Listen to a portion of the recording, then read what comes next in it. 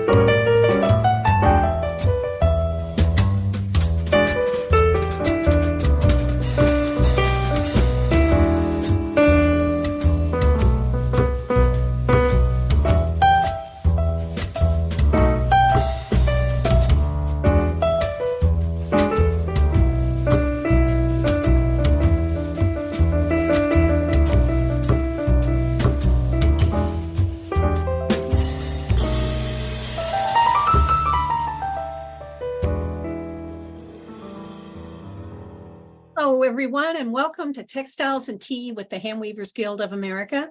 I'm Kathy Group. I'm the advertising manager, and I get to be your host today. As always, we want to thank our sponsor, the Springfield Fiber Arts. They have been so generous in sponsoring this episode today. If you want more information, you can check them out on their Facebook page, and we do appreciate them being with us today. If you would do your questions in the Q&A and not in the chat, I can see them in the chat, but I can't really keep track of them. It's so much easier, and I really can get to them if they're in the Q&A. Love your chats, though. Keep those comments coming. It's fun for y'all to talk to each other, and we try to get them to our guest also so they can see. Today, our guest is Dawn Ahlert.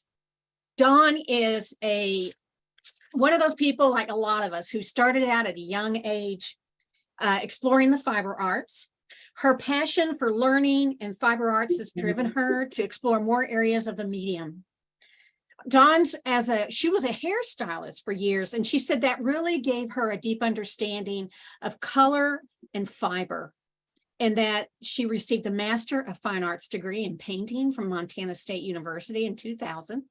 In 2018, she received the HGA Award, which honors outstanding exhibited works of fiber art. Dawn also earned the HGA Certificate of Excellence, not only in level 1, but level 2, and we're going to talk more about that. She is a member of the Southwest Montana Fiber Arts Guild, the Helena Spinners and Weavers Guild, and the current president of the Montana Association of Weavers and Spinners. Dawn would like to continue to share her knowledge through teaching and conducting workshops in weaving and spinning, and she's going to share a whole bunch with us today. Hey, Dawn, come join us. Are you there? I am. I'm here. Oh my gosh, somebody just called in and they messed me up. I'm sorry. Can you turn on your video? There I am. There you are. Great. Of course, the person called me at the wrong instant. I know. That happens to me all the time, too. Welcome. Wonderful to have you here today. Hi, thank you. It's wonderful to be here. Thank you guys so much. Gorgeous weather and that gorgeous view. So you're in Montana? Yep. We're in the Montana, and it's 83 going up. It's kind of cloudy today. We've got some smoke starting from the fires around, but it's still gorgeous. It is beautiful. Yeah, I love it. Well, we'll start off with the important question, which is, what is your favorite tea? That one is funny. My favorite tea is, believe it or not, Kirkland brand green tea, ketchup, and what is it? Matcha. Oh, okay. And I've tried so many others because I'm a tea drinker, not coffee and green tea to get me going. But I just like the Kirkland brand better than anybody else, all the fancy ones. So there you go.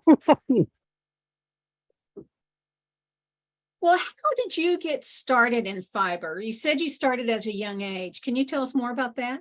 Yeah, basically I was exposed to textiles my whole life. My grandmother was a professional seamstress in the Northeast at the industrial plants. And my grandfather worked in textile mills. And I remember going and seeing all that stuff when I was a little kid. And like even my first Girl Scout badge was sewing. And my aunt taught me how to crochet when I was a little kid. So basically, I've just been into it my whole life, interested in my hands and working with my hands in textiles. Well, I want to talk about the Handweavers Guild of America Certificate of Excellence Level 1 and 2. So if you would, before we get into all that, can you just do a brief overview of what is the Certificate of Excellence? I equate it to like an undergrad and a grad degree. Having been through formal school, that's kind of the way I see it. The first level 1, is all your technical skills. So I equate that with like undergrad, you're going through and you're learning all your basic subjects and just learning.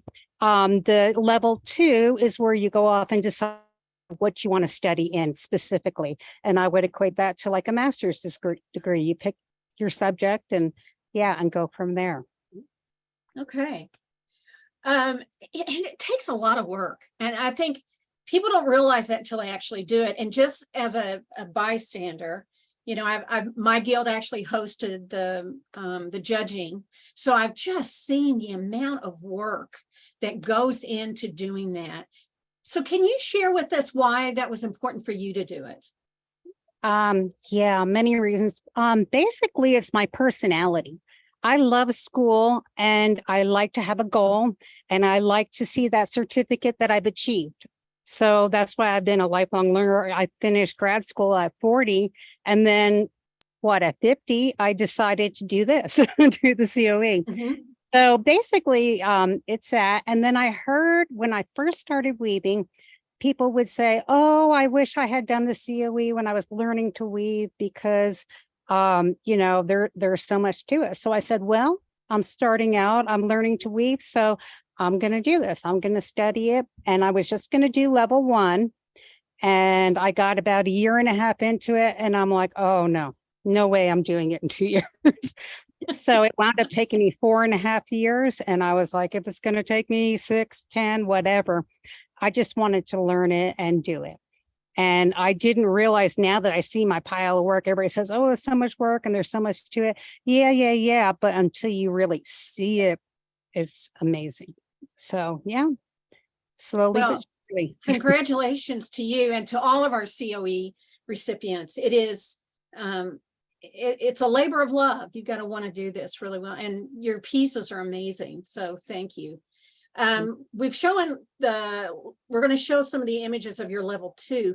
And if you could, again, explain a little bit more, because level 2, you kind of focus in on one topic, right? Right. What did you choose and why? Well, the one thing I didn't mention is separate from like a formal school, everything is self-paced. Nobody is question you, what are you doing, what do you have, where's your homework. Nobody has any idea of what you're doing. It's all totally on your own, in your own little closet in your studio. So you have to be very motivated to do it. But I was never going to do the second level. I'm like, the first level is good enough and that's good. But after I finished, and during it, they say, oh, you found a subject that you're interested in, and then you want to pursue it. And I never had that until the very, very end when I could stop and decompress and think about it.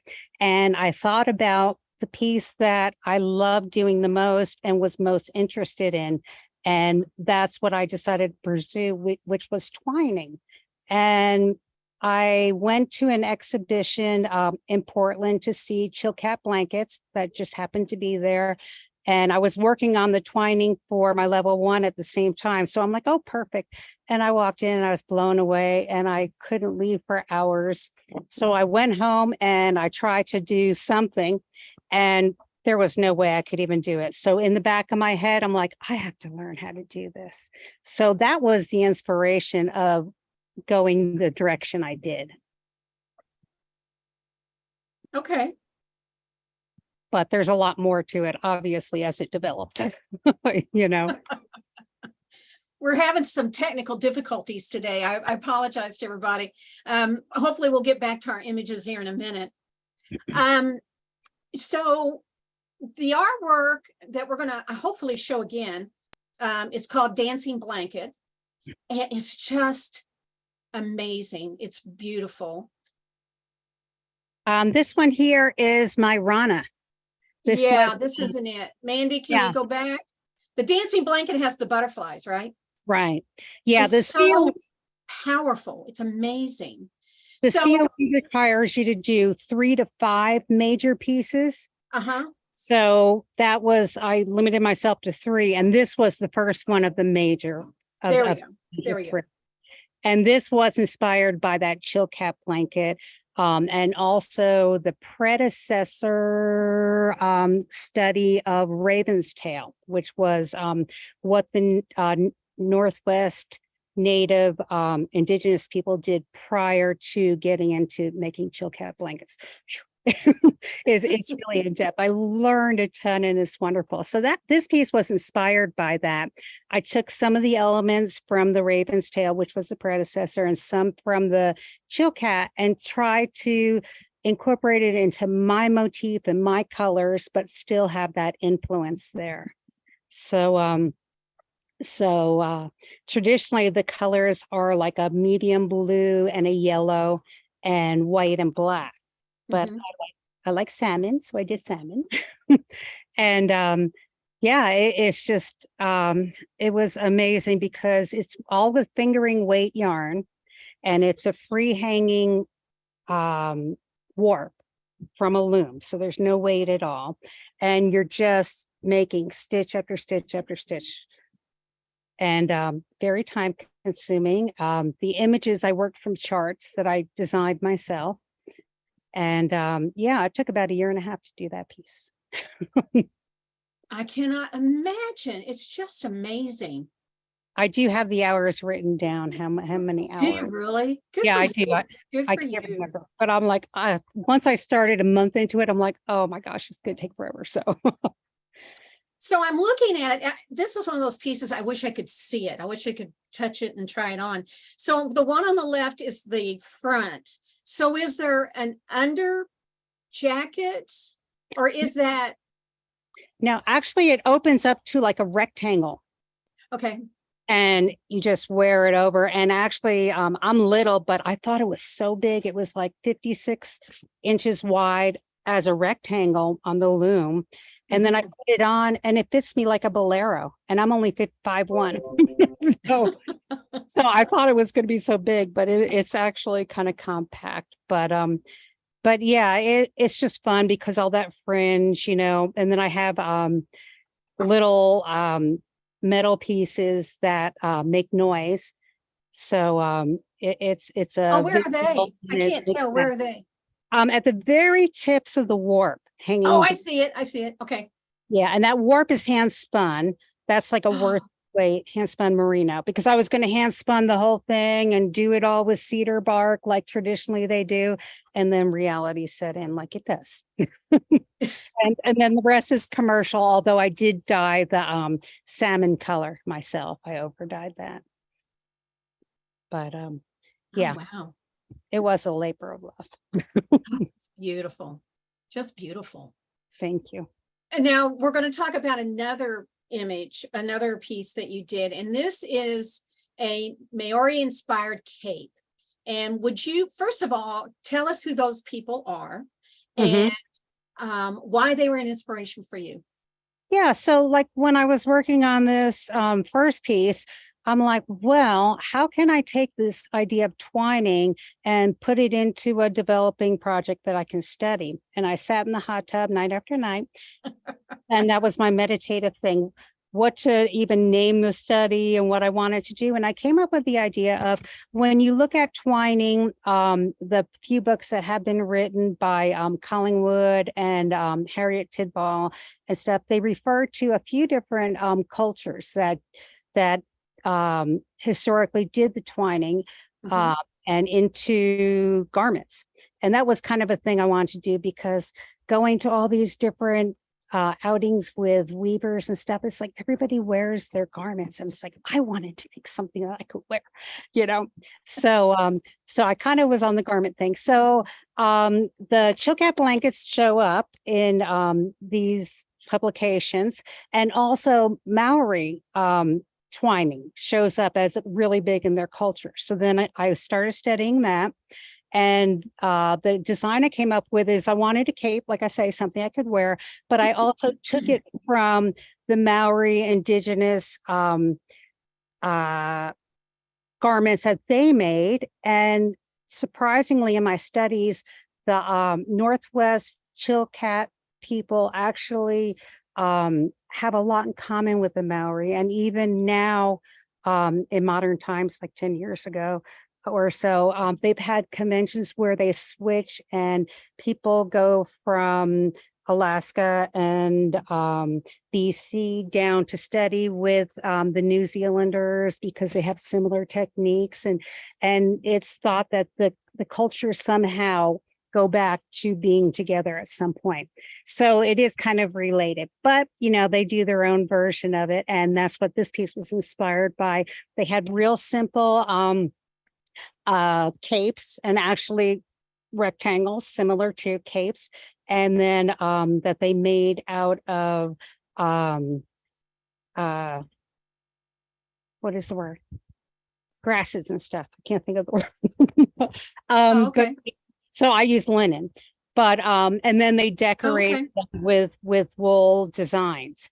And originally this piece had a real big decoration, and then as I was developing it, it was too overpowering. So this kind of developed again, you know, trying to take the idea of their designs and materials and incorporating it to something I could do, but I could still wear, you know.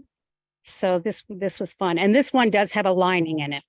It has a commercial lining, so I can actually wear it out and it doesn't feel scratchy with that linen. Well, I love the contrast, because you've got, I don't know if that's a kind of a twill maybe, or the braiding, and then you have that very detailed ornate pattern. What a great contrast. Was that important for you? Is that what you were going for? Is that contrast? No. Okay.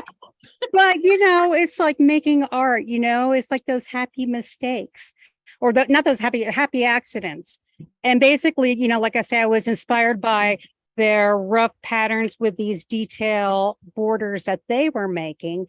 And it just worked out to be, yeah, really interesting, where you have, and like I say, I made the design area smaller because you really needed that calm and just a little bit of pop, rather than traditionally what they would use, because they would use pieces that were maybe 5 to 7 inches wide to decorate their capes. And when I made a piece like that, it was just too overpowering and something I wouldn't wear. You know, this I could actually wear out, right? But So is the green and yellow linen also? No, that's wool. Oh, okay. That's wool. And it's tuna wool. And yeah, and that was like kind of some leftover greens and that I had in stash. And then I ran out about a quarter of the way through. So I had to over dye and dye and dye and dye till I found the matching greens to do it. So I have so many skeins of green tuna now, you wouldn't believe, in different tones and everything. So it was a big dyeing experiment too. But you have a lot of patience and perseverance. That's what I think the COE takes, is like, I don't give up, whatever it takes. Oh, wow. I can't believe you dyeing all that to get the right color. That's amazing. Well, it had to be right. Well, the other thing I was so impressed with when I was reading your bio and reading about you is that your path in life is not linear. You've held different kinds of jobs, you've gotten different kind of degrees, you've studied various subjects, you've gone to different schools. So in terms of your fiber life, I just have this vision of you take a little bit from this and you took a little bit from this and you took a little bit from this to get you where you are now. So are these things all somehow led you to your fiber life now? It has. It's so amazing on reflection how serendipitous it is. Yeah, and totally because well, and even before that, when I was young, I was in the Navy because I didn't know what I wanted to do when I grew up. Really? Yeah, I What spent did you do in the Navy? I have to know. I was a computer operator in intelligence. So Well, thank you I for didn't know your what I wanted to service. do. Yeah. And my father says, go into computers, go into computers. This is in 1980. So I went into computers. And it's kind of funny because when I got out, I didn't want to do that necessarily. And I wanted to be a serpum and free and travel. So I started doing hair because my mom had been a hairdresser when she was young. So I was familiar with the subject and working with my hands. And I'm like, okay, I can do that and travel wherever. And then I decided to go back to school and I wanted to study something, but this was at 35. And I'm like, if I'm going to take out student loans and do all this kind of stuff, I'm going to study what I want. And I've always wanted to learn to draw and paint and art and even learn about what is the Renaissance and the whole thing. So I said, okay, I'm going to study art. And then, I was like, well, do I do art school or whatever? So I chose the path of doing undergrad and grad school so I could maybe someday teach art because I didn't know what else you could do with it. But, and I went into painting only because I wanted to study fiber, but I didn't know about the fiber world. I did not know that there was all these different avenues you could go into. And in my undergrad school, they had one class that was like a basic fiber class. And the rest of the school, this was in Central Florida, the rest of the school was about animation and, graphic design.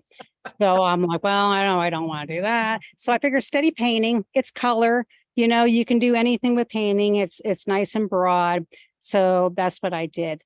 But yeah, so that kind of led me to into where I am now too, is like, well, I have that, all that painting and design and color background, and then the hairdressing of working with fiber and color and texture and creating. So it's like, yeah, the whole thing is just kind of evolved into the perfect predecessor to what I love to do now, which is fiber.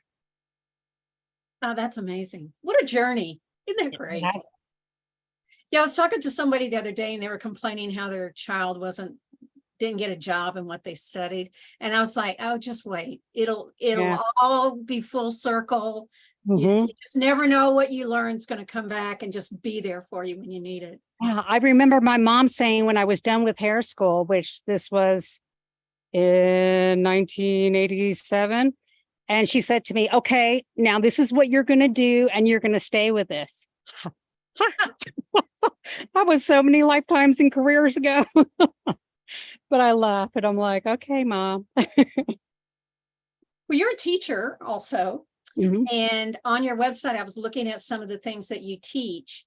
And I noticed that we've got some images of you put up samples of the things that you teach. And it was things like inlay, pile, kind of warp, encircling techniques. Here we go. There's some images of them. And the thing that struck me is that these are very hand manipulated and somewhat 3D. I mean, they're more texture than just a flat plain weave.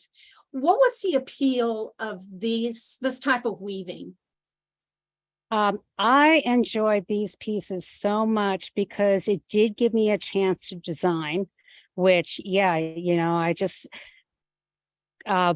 and also I was trying to use stash yarn. That was one of my deals and trying to make them all different and interesting. I also gave myself the parameter of making all the edge finishes different. So that was kind of the parameter of the design and the colors, and whatever. But yeah, you're right. It's like, I didn't think about that, but the 3D really is interesting, the texture, because not only, am I interested in color and design, but also the texture of things too. So that's all my art background, and yeah, and hair probably too.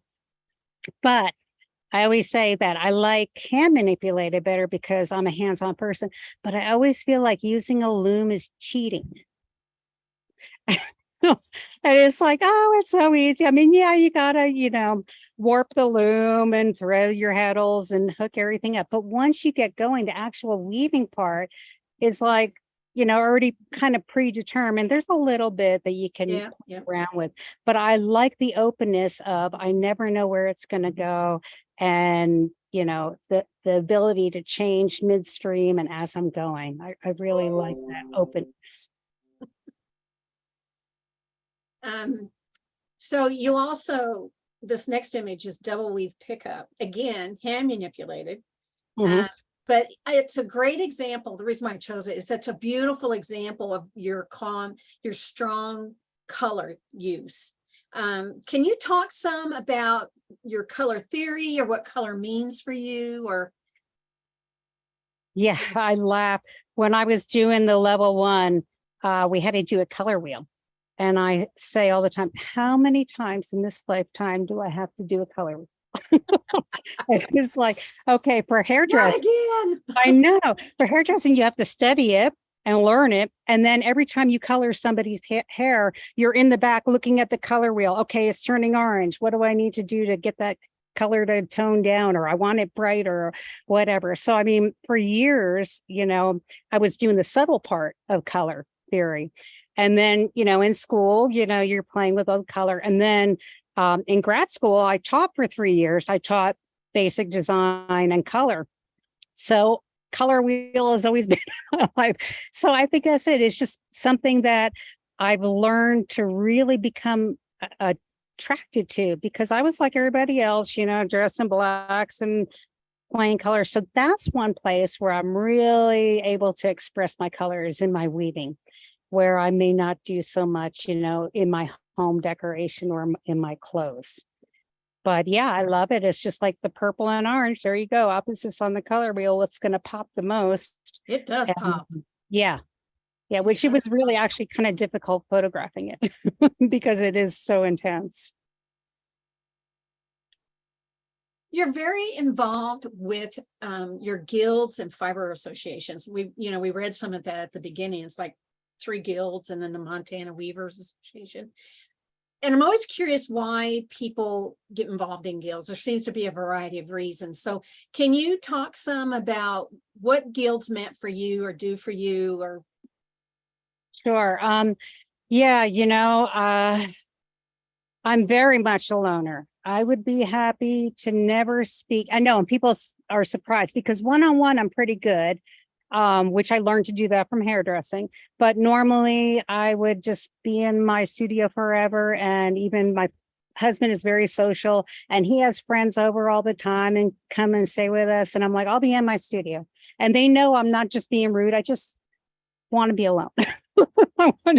I'm a loner. But the guild thing has been really good for me because I've created friends. It's got me out of my shell. It's got me involved in something. And I don't mind being social because I feel like I have a purpose. And the way I got involved with MAWS board and all that is actually one of the women suggested that I get on the board, and I would never have volunteered. And I'm like, oh, okay, well, if you ask me, I'll go, and then, once you're on the board, you have to take your turn. So, but I love it. That's my social life. well, you mentioned that you wanted to show this piece, which is beautiful. So share with us about this piece, if you would. Well, this is my latest piece that I just created. And this kind of ties into the guilds and stuff because I made this piece for Handweaving last month. And it is using the conference colors. And the conference was held in Oregon, sponsored by WeGo, the Oregon association. What is it? Oh, Weavers. I'm sorry, you WeGo people. It's basically all the Oregon people sponsored Handweaving. So they chose conference colors, and I did it of a map of Oregon, and I tried to depict where all the rivers are and the mountains and what have you, because my husband is actually from Portland, and we've spent some time there. So so I was kind of interested, and that's what the traditional license plate used to say is Pacific Wonderland, and those were the colors, which were the colors of the conference too. So I just had fun, and basically I was doing a map, and then it developed and developed and developed, because that's me. And it winds up being a tapestry with a lot of surface design, a lot of embroidery on it, which was really fun. And again, this is the thing of not pre-described in a loom, having the draft there. It just creates itself. And this is kind of the avenue I always thought I would go into, being a painter. That is kind of how I approach artwork, is building on top of the other, one layer, and then reacting, and then putting something else. So yeah, so tapestry is like painting to me. And there you go. It all ties in. Well, the colors are amazing again, and they just pop, like you were talking about, Yeah. the orange and the Well, purple. there were 5 colors, and I'm like, how am I going to do this? So then I just started doing gradations and variations of those colors, and it's kind of, started to paint with the color. So Yeah, I want to remind people, ANWIG is the Association of Northwest Guilds, right? Yep. Okay. And they have an annual conference every 2 years. And this summer was that conference. So I wanted to enter the show, and I was like, oh, I'll do a piece with the colors, which was kind of inspirational. And this actually did win a little prize. It won Best of Conference Colors Other category, because everything is separated into categories. So that was nice. Oh, our editor, Sally Orgren, popped up and said, check out the issue 213 issue of Shuttle, Spindle, and Die Pot. And there's an article about this traveling exhibit. So it's traveling now, right? The Handweaving? I don't know. Oh, well, that's what. I don't know. All right, Sally, I may have talked out of school. Sorry about that. They didn't tell me. No, I don't know. I don't think so, because this piece is in my house right now, in my studio. Oh, okay. Oh, well, then it can't be traveling, can it? No. So what's next for you? Well, I have a couple of major things. My dream trip is coming true. I'm going to Peru in October, the end of October. On Textiles Tea, I saw Maximo do his tapestry thing. So I got on his website right after that, and I signed up for his emails. And pretty soon after that, he was advertising the workshop that he's doing this fall. And I'm like, I've always wanted to go. Someday, I'm going to make this happen. So I put my deposit down, I signed up, and I'm going. Oh, So, wonderful. I'm so jealous. And talk about colors and tapestries and, perfect. So, and it was because of Textiles Tea, because I'd never had heard of him or seen his work before. So I am just thrilled. So that's a huge thing. And then, what else? Oh, I'd like to actually get into creating more curriculum for twining itself, because the books that I use for reference are all out of circulation, out of publication. And I thought, oh, that would be good if I could, put something down and get something organized and come up with a couple of projects that people can try and different things. So that's on my docket, that I'd like to pursue that. And then there was one other thing I want to, in Christmas, of course, this is Dawn always venturing out. In Christmas, I took one of my great mentors, Joanne Hall from Helena. She's wonderful, and she's offered to guild members, which is part of the reason why I joined the Helena Guild, all these free classes that she gives us, which is just so generous and amazing. Yeah. And actually it's an hour and a half drive for me to go there, and it's so worth it just to be exposed to Joanne. So anyway, so she's been giving us some draw loom classes. And I found a draw loom for sale used. And at Christmas time, I went out and to Washington State and I drove through storms and I picked it up and I set it up, which took a month. And I finally got it going, had a little bit woven, and then I came up with the idea of the tapestry for Handweaving. So then that's been sitting. So now that we're doing that, that's also, something I want to check out the draw loom. And again, it's kind of about the design thing. So we'll see what I think about throwing the shuttle once I get the design going. But Oh, a draw loom. Boy, you're taking on something good, huh? I know. And it's just like as if I don't have enough, but We never have enough. We never Right. have enough. yeah, and that's it. I'll never stop learning. I'll never stop exploring. There's just so much. Yeah. And I'm it's true. excited about your book. I can't wait to hear about that. I hope that the twinning book happens. That would be Yeah, great. I hate to say it because they say once you say something, it won't necessarily happen. You don't have to fulfill it. But yeah, I'd really, really like to pursue that because I've learned so much. And yeah, there's a lot of simple projects that I could come up with. So that would be fun. Yeah, absolutely. Well, we have some questions. How about we look at questions?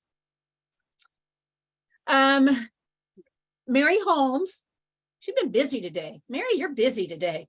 She wants to know, what is tuna wool? Actually, they don't make it anymore now.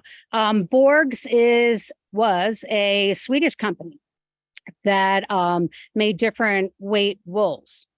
And tuna was one of their like worst weight. Actually, it's like a 6'2", I believe, a 6'2" wool.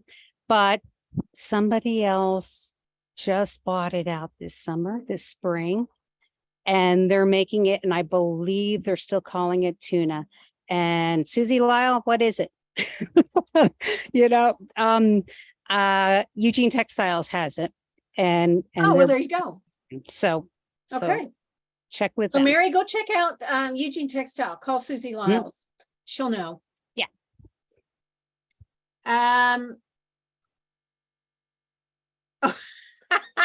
People want to know about the wall behind you, Oh, the logs.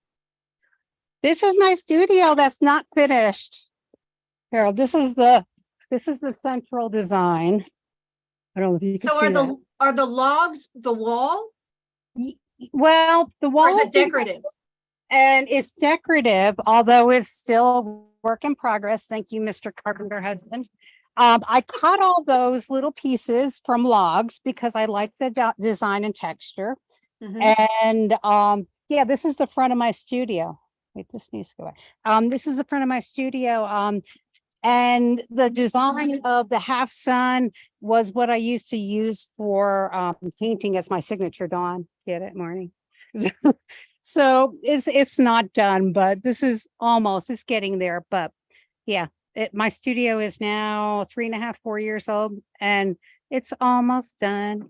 There's parts of it, but yeah, this is my dream thing. So that's my signature little thing on the front of my studio, is like I wanted to do something decorative and cute. So there it is. SF, we don't know who that is, but they come up with great questions. SF said, I'm interested in the twining part of the Maori inspired cape. Was it done on a loom? No. What I did was I did some investigations, and I was going to do it on a mannequin. And I started investigating, and I had some mannequins. My sister had a mannequin I could use, but I found out that you could do like a mannequin of your own self.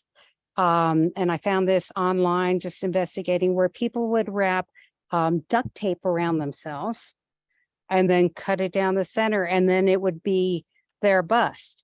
But instead of doing it as a regular, bust of the whole thing, I did it with my arms as I would wear the cape. And I had my husband wrap me up. And then I put that duct tape thing on top of a mannequin. And then I started weaving in the circle around it. And I started from the top down and just used that as my kind of shell. So I knew that it would fit me. and it worked out well. But that's the whole thing. This type of twining doesn't have weight on the warp, so you can do things like that. It's like I could just have it hanging and go around and expand where I needed to, and yeah, it was very conducive to that kind of thing. Well, your fan club's watching. Shelley Devine said, "Yay, Dawn!" Yay, Shelley! Thank you. Judy Hauser said, "Do you use a tapestry loom or a floor loom? It looks more like tapestry." I have several different. I have frame looms, like the little tapestries I use on a frame loom. And then I did, acquire along the way a big Ashford tapestry loom, which is what I just did that last Pacific Wonderland on. And then yeah, I've had tapestry looms with my COE pieces that I just had the warp hanging from the tapestry loom. Okay. What techniques are in the Pacific Wonderland? Oh, that's from Barbara Setsu Pickett. Hi, Barbara. Hey, Barbara. I've taken a class from her at Convergence, the velvet, which she helped me out with my velvet sample. She's gonna be back. Yay. Yay. So what was the question again? Oh, what were the techniques for the Pacific Wonderland? Oh, basically it was just tapestry, plain weave, every other. And then after I got like the background, like a painting, I went back in and added yarns. So like for the mountain, I started with a dark background and then I added lighter colors and added lighter colors. So it actually wound up being 3D. And then the same thing with the flowers, I embroidered those on. And then some of the, what do you call it? The Red Rocks area. The John Day Red Rocks. Oh, I can't think of what it's called. But anyway, yeah, I actually added, after I got the base colors in there, I added some more colors. And then hang on a second. Hey, Mandy, I'm sorry to interrupt. Mandy, can you pull up that the image again? Okay. Of the Pacific Wonderland? Sorry to interrupt, but if you're selling all this great detail, we might look at it. Yeah. I don't know if she'll be able to or not. Of course she my can. cartoon. Yay. Mandy does everything. My cartoon started with the outline, basically where the mountains were, where the rivers are and the major bodies, and then some of the bodies of water. So that was all done in the tapestry. And then I went back and did sumac around the rivers and the bodies of water, and sumac around the edge of the state. The water is I'm being so visual that I can't come up with the words. How big is this? It's 40 by 35. Wow. 40. Yeah, it's a big boy. Yeah. And this was done, I'm sorry, I know you said, but I apologize. Yep. This is done on a tapestry loom? And it was a tension tapestry loom. Okay, Yep. I'll shut up now. That's okay. Oh, and the fun part, this is one of those happy little mistakes. In the green area, I was doing forest. So I was just doing short little stitches in embroidery. And I'm like, I don't know if I like that. So I started cutting them out. And then as I'm cutting them out, they're like little furry things hanging off the surface. And I'm like, oh, those are trees. So that's what that is. So, it's kind of one of those things. Oh, that's great. Yeah, it was fun. It was fun to do. This is inspirational. Makes everybody want to go out and do their own. Do your own state. We should have an exhibit of do your own state. Yeah, and actually, I have in my brain for this year for MAWS, which is Montana Association of Weavers and Spinners, which is going to be next summer in August, putting the plug in Billings, Montana. And for that one, I want to do a Montana map for wow. It's this August? A year from this August. Oh, a year. I was going to say, are you going to have it done in time? I know. So I have a whole year to do it, which there you go. That time. And everybody got a year to sign up. We're going to have some great classes and it's going to be wonderful. And it's in Montana. and it's in Montana. And Billings is a really easy airport to fly in and out of. And yeah, August is just beautiful here. You know, all the summer months, although we only have like 3 or 4 months of summer. So but when we get it, it's nice. Judy Hauser wants to know, she says, talking about color, do you view yourself as a colorist? Like was said, your colors pop. Mhm. I think more of a designer. I think the design is my strong suit. Color is fun, but I think I'm a really good designer of like trying to get the piece to move and flow and be interesting and keep the eye moving. Even with my little sample pieces, I try to do that. So that's, I think, my major focus when I make a piece. And then after that would be color. Yeah. Mhm. Robin Spady, hey Robin, says, hello Dawn. For everyone considering doing the COE, what are some words of wisdom that you would share with them? Listen to Robin Spady. She has been the most fabulous mentor from day one.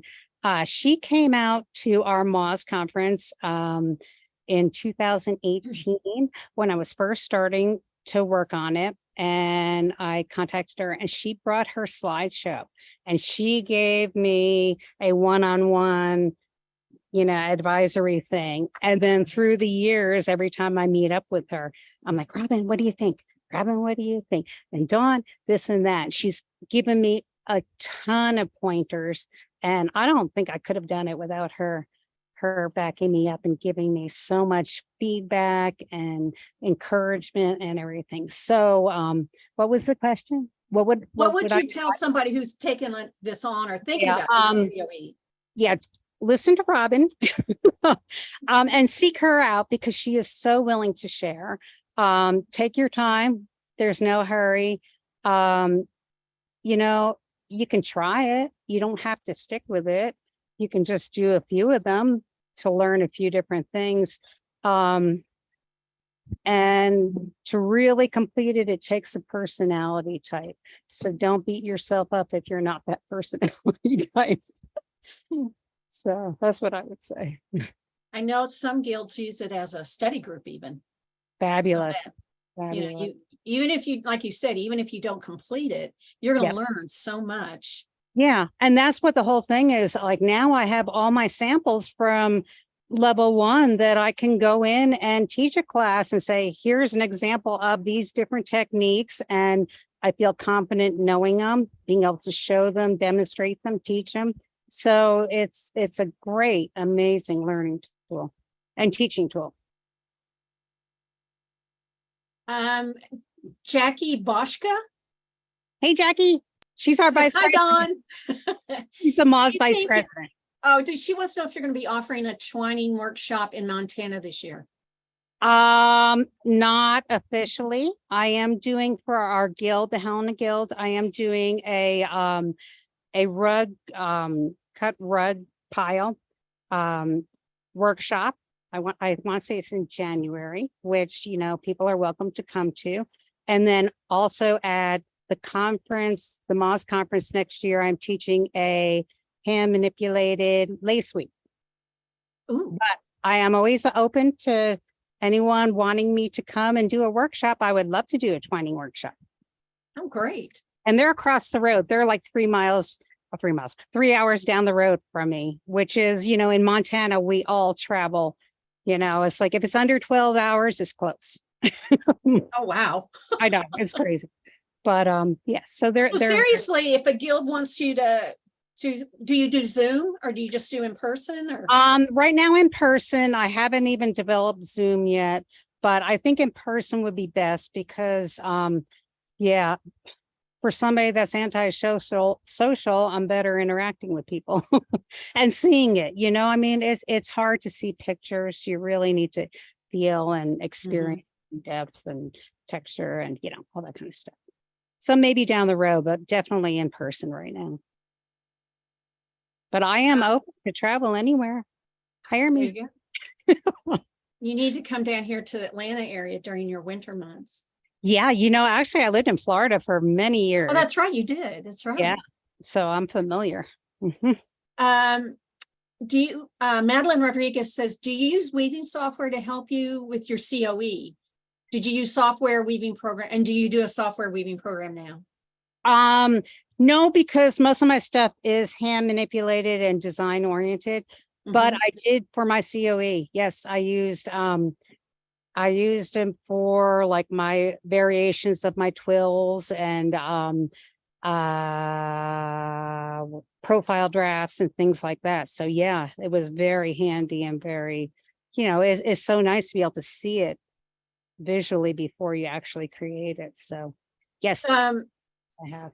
What kind of a software was it? Was it a weaving software or like Excel or? Mhm. It was weaving for, I weave it because I'm a Okay. girl. So Okay. mhm. And they want to know more about MAWS. That's Montana Area Weavers Montana Association. of Weavers and Spinners. So basically it's everybody in the state of Montana. And we do have some outlaying groups in Wyoming and Idaho. But yeah, and anyone can join. I mean, you don't have to be in Montana, but basically it's our Montana group of 8 guilds. I'm supposed to know this. I can count them out. But yeah, we have actually quite an active state. Enough, kind of like where Oregon does, where we can actually have an association of the state. So that's what it is. And every 2 years, the same year as Convergence, we have our biennial conference, and we go to different areas in the state where the different guilds host, and we change it up every 2 years. So this coming next year will be in Billings, Montana. Billings, okay. And then after that, 2 years later, it'll be in Missoula, and we do have a website that you can look us up at and find out a little bit more. All right. Well, I've put in Montana Association of Weavers and Spinners in the chat. So, Cool. oh, Sally did too. So way to go, Sally. We have a question. So you said something about books or authors that inspire you. Who are some people that inspire you?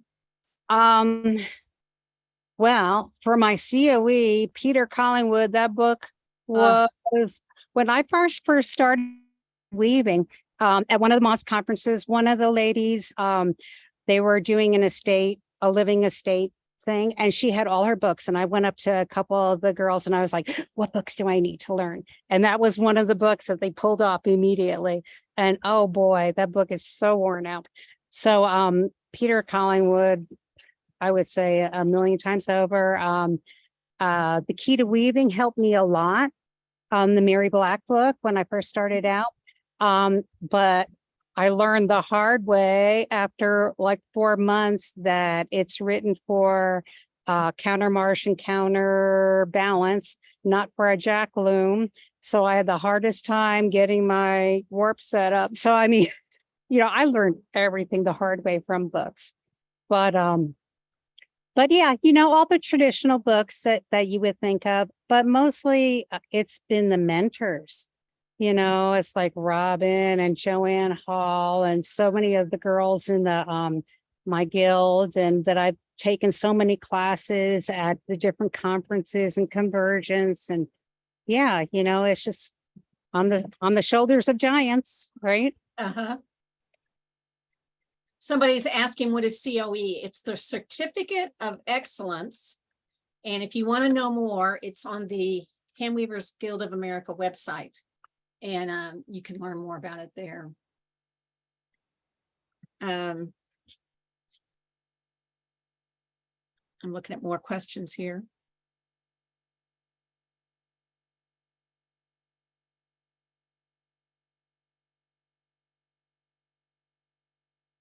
So when you moved from place to place, were you weaving this whole time? No. It was really interesting. I had this interest in textiles, and I was a knitter. I taught myself in my early 20s to knit. And really, even still tonight, every night or now every night when I'm watching the news, I'm knitting. I got to be making something. So I'm a big time knitter. So my husband and I, when we first met, we were a couple of dates in and we went to the mall Christmas shopping and we saw the local guild doing a spinning demonstration. And I was like, oh, I've always wanted to learn to do that. In the meantime, when I moved to Montana, I didn't know anything but Red Heart yarn. And I found the local yarn shop, Barb, thank you, Barb French, which she's retired that shop now. Her and another girl had it. So I went in and I was like, oh my gosh, look at this. And then a couple of years later, I found the girls spinning in the mall. So I went in actually to Barb and took a class at her shop and did a spinning class. And then I'm like, oh, I want to learn to spin. So I even actually went to Convergence. This was in 2012, Long Beach, and took all the spinning classes. And I'm never going to weave. I'm never going to weave. I'm never going to weave. And then you know how that goes. So basically I started out spinning because I was a knitter. And then I got the knitters, Ashford Knitters loom, the rigid head also, that sucked me in.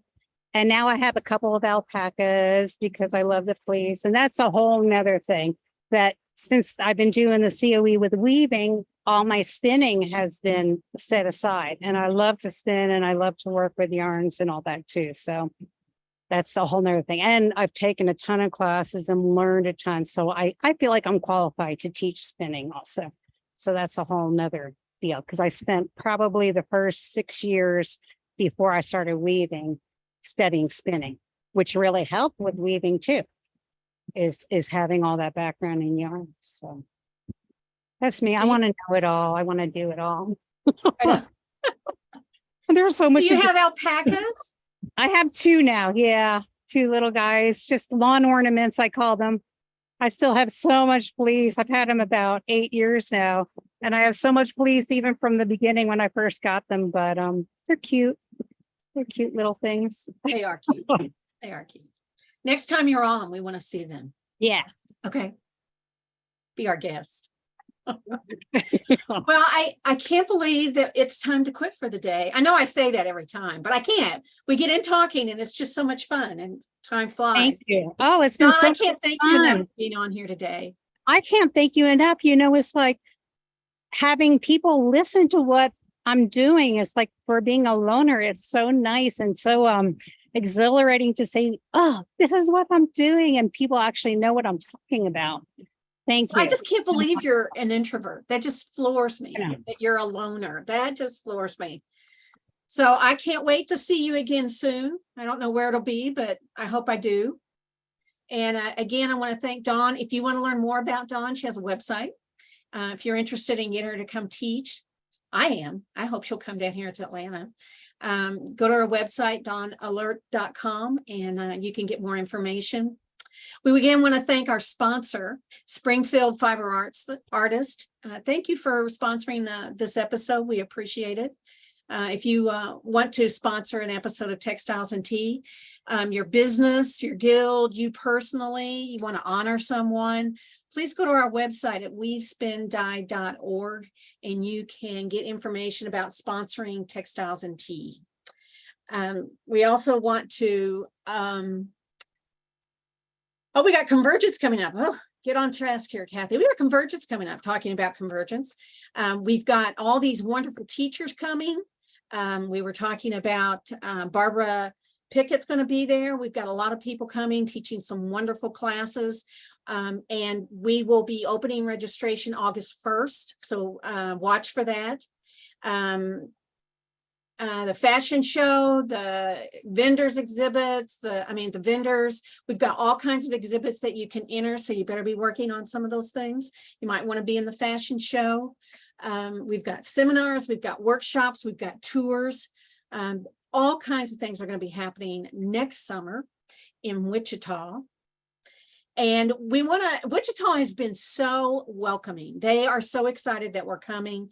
They have been great about showing us what to do and what to see. So they sent us a little video and we're going to show this, I hope. It's one of those technical things. All right, Mandy, do your magic.